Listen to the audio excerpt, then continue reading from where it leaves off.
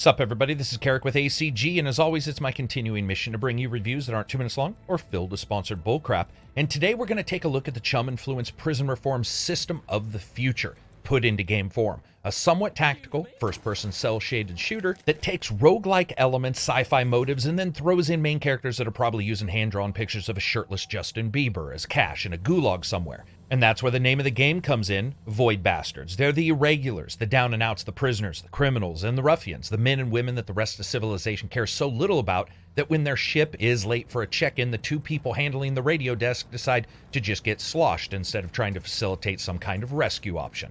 So it's up to you, somewhere lost in the galaxy on a large ship, space Scooby-Dooing around a galaxy, going from other ship to ship, collecting items to fix your vessel and maybe enact some kind of release. Void Bastards is out on the 29th for $29.99 on Steam, as well as on the Xbox Game Pass system, day and date for release. As always, if you like the video, maybe subscribe. So here's my review for Void Bastards. Futuristic quickie marts, what passes for entertainment in the future, and the universe's worst example of a prison reform system. Graphics are up first. Void Bastards is a mix somewhere between, let's say, Borderlands and the older game 13, and its heavy cartoon style and a mimicry of comics has a graphics with a thick black outline shader that I think is both fitting from the aesthetic standpoint, but actually works very well to inform the gamer of cross-sense information, which I will talk about in the sound, music, and voice section. For example, when enemies are moving around the side of a room, not only can you hear them, but like a comic book, the thumps and steps and movement sounds are actually written out in comic book font to help you locate enemies. Admittedly, sometimes the word hover will appear to indicate an enemy isn't moving, which seems a little bit odd, but it's the only one of those that do. Everything here is a very cool visual onomatopoeia. Void Bastards also goes for a really saturated saccharine look to its graphics that matches perfectly with that comic book styling of the locations and the enemies of the NPCs and merges it all together. I dig the aesthetic, and it's a nice contrast to what's going on, especially when you realize you're just a man-sized snack traveling to prisoner-hungry spaceships, chomping at the bit to swallow you whole and tucking in your ship's own docking umbilical cord like a futuristic lobster bib. And there is some intelligent color work here that I like for differentiation of, saying, open lockers and locked cabinets and drawers. It is deceptively simple to give you information. And they play off that consistently. For example, you'll get a completely colorblind hero as your main character who sees only in black and white, or the first time you end up playing a pissed off Danny DeVito style character running around the level like 4 feet tall and not able to even look into windows, but now able to get to places without slowing down and crawling. The great thing about all this is it's also visually represented in the mug shots of the character, for the aforementioned Miniman not even able to be seen in his prison photo. For so many games, the color and the style, and I would say the overall depiction of its world, they just don't look right, with different assets sometimes bumping off one another and never seeming to fit. But everything in Void Bastards feels ripped out of a current comic, from its main screen and the comic book issue number in the upper left to the way explosions pour out thick black line detail into the environments, which, while not incredibly detailed themselves, do hold up to the expectations of a playable comic book. We've seen some games really miss the mark trying to hit the living coloring book kind of feel, but Void Bastards overall never misses a beat. I feel like I do have to point out, though, that a couple of the weapons don't really have the graphical impact that I would have liked. There's a laser gun and a main hand weapon in particular that are a bit mundane, especially compared to some of the other weapons you get, and it looks like they could have been maybe punched up just a bit graphically with some complexity there to make them feel overall like the others. But if you are looking for a game that maybe looks like Borderlands and has that graphical level of polish on the weapons or the locations, this really doesn't have that. It is a bit more basic, but I think what is here tells a very good story visually and never really misses a beat. Now, speaking of missing a beat, or in this case, luckily not, let's talk about performance. I did not get to spend time with the Xbox version, but on the PC version, the first thing when you go into this, don't think there's going to be a bevy of graphical options, because there aren't. Resolution, full screen, basic quality, VSync, frame skip, and that's about it. I would have loved for more options, including possibly anti-aliasing, some resolution scaling, and so forth. Those are things that I think a lot of us expect. However, it runs insanely well. Pretty much any of the last couple generations of i5 or i7 or equivalent AMD processors and a 960, 970 graphics card, you're going to probably be able to max this out at most of the resolutions you want to play. Once you get to 1440p or 4K, you will want to jump that up a bit. It doesn't push the system very hard, though, at all. Even when 10 pirates and some floating British spirit are all trying to see who can kill you first, and you don't help the matter by dropping 10 grenades at your feet in a panic.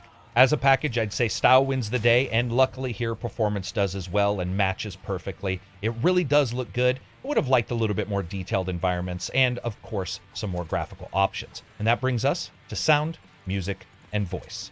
Fucking tethers off! Hi, troops! Some dauber set our frigate adrift! Client feedback. Keep kicking goals in the fashion you have been kicking them. Going forward, an HR computer will provide us with a significant competitive advantage.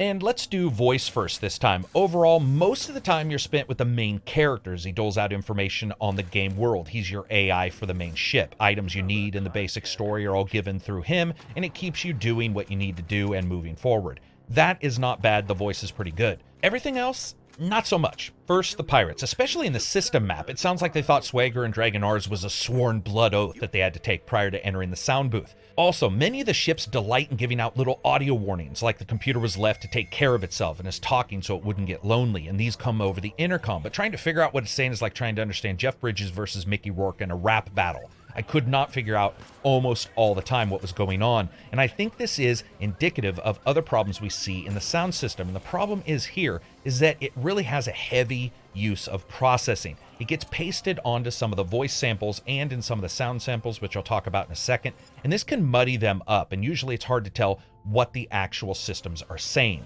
Luckily, this is not really tangible information you need, but I would have liked for that to be a little bit more clear and for someone to like their effects pedal in Fruity Loops a little less. And of course, that brings us to music.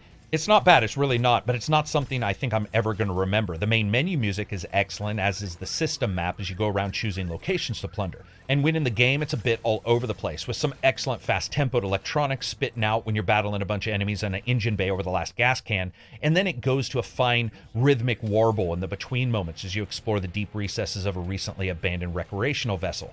Also, the hilarious music that pumps out inside the futuristic gun marts that you find scattered around really fits it thematically the moment you step in. However, something about it really never stuck with me, and you know that song that you dig, but later on you can't remember the lyrics or sometimes even the tune, but you think back and go, yeah, that was pretty good. That's pretty much everything here. It's there to add a nice layer to the exploration and the battle, but it never really worked to get my blood pumping, nor did I think I'll remember it as I play other games, which is something that can't be said for other titles I've reviewed. And next up is sound. Gun sounds are okay to good, though it did feel like some of the explosions lacked a bit of the low-end oomph you expect from a robotic cat with about 10 pounds of C4 shoved up into it and AI set to jackass mode. There are an assortment from poison dart throwers to stun guns to pistols, laser rifles, and a couple more. Also, I really dig this gun's shotgun, which somehow is actually a little bit scarier due to the fact that it just shoots a cloud of staples at people's faces. Another strength here, and I absolutely have to talk about this, is the game revels in environmental audio, from the groans of ships without power in the void to electricity crackling around wayward wires strewn across the game world to radioactive puddles leaking from questionable valve number 34. Those are all really well done, and this is where the game shines, in the mixing of those two.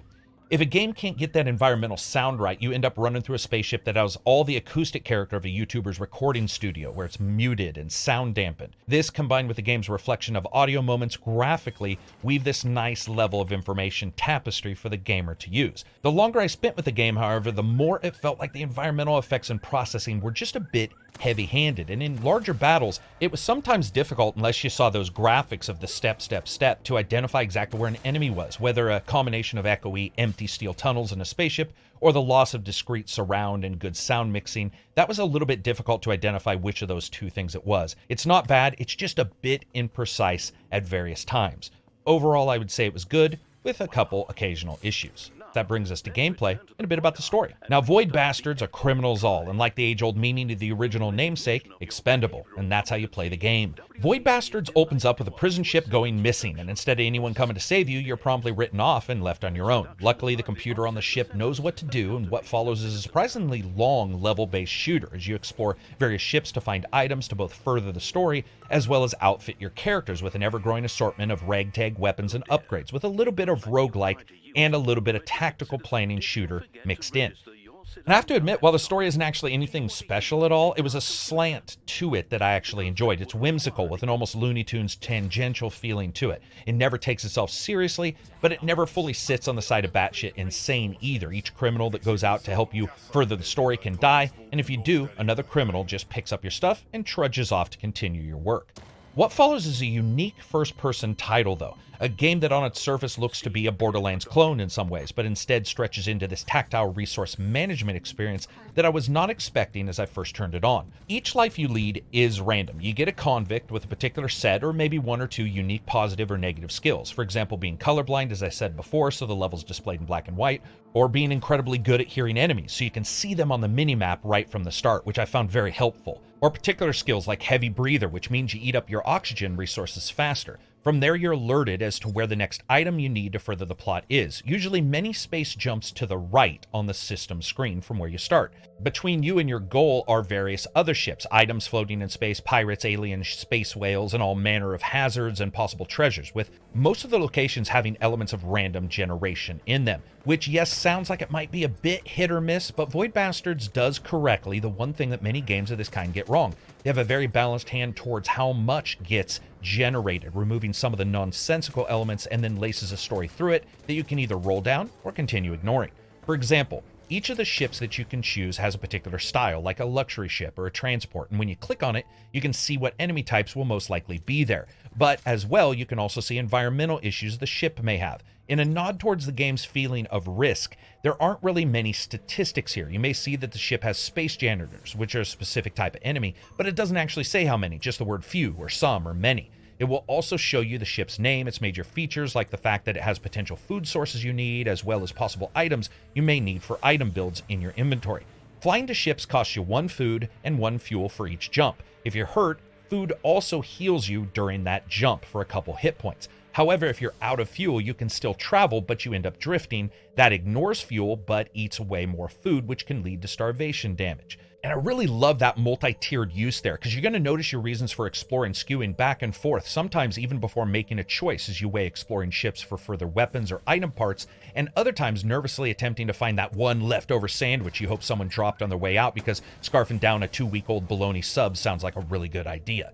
When you decide on a ship, you're given the ability to pick from items you've found or created and place them in holsters to take aboard. Now, you only have a couple spaces for weapons and items, but soon you're going to have many choices in those, so you have to pay attention to not only the enemy types, but the ship hazards, as well as the hit points you have when you're going in, as well as a ton of other things. For instance, a ship that's on fire and filled with smoke makes aiming almost impossible, so you may switch out the pistol for a shotgun or some other kind of large shot stunning weapon. You may switch out more discreetly placed explosives for the kitty bombs that drive around the room and explode only after enemies kill them. Or you upgrade your grenades to bouncing ones so you can clean out a room you can hear enemies tromping around in.